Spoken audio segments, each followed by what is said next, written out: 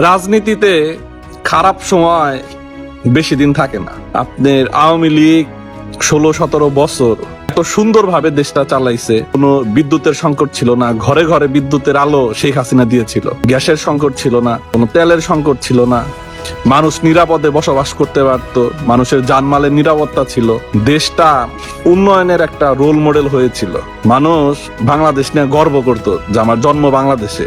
সেই আওয়ামী লীগেরই আপনার পতন হয়ে গেছে। আর এখন যারা দেশ চালাইতেছে তারা তো মানুষকে বিদ্যুৎ দিতে পারছে না, গ্যাস দিতে পারছে না, তেল দিতে পারছে না, দেশে নিরাপত্তা নাই।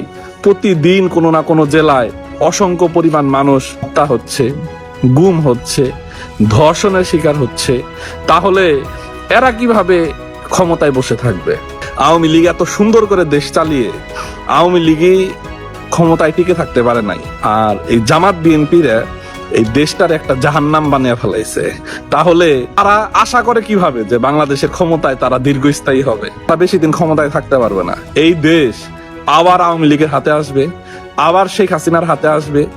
এই দেশের যত দুর্নীতি বলেন, জঙ্গি বলেন, রাজাকার বলেন, মানুষের যে বিপদ আপদ, মানুষ এখন যে সমস্যার সম্মুখীন হয়েছে, এগুলা সব আওয়ামী লীগ দূর করবে। আওয়ামী লীগের হাতেই বাংলাদেশটা নিরাপদ।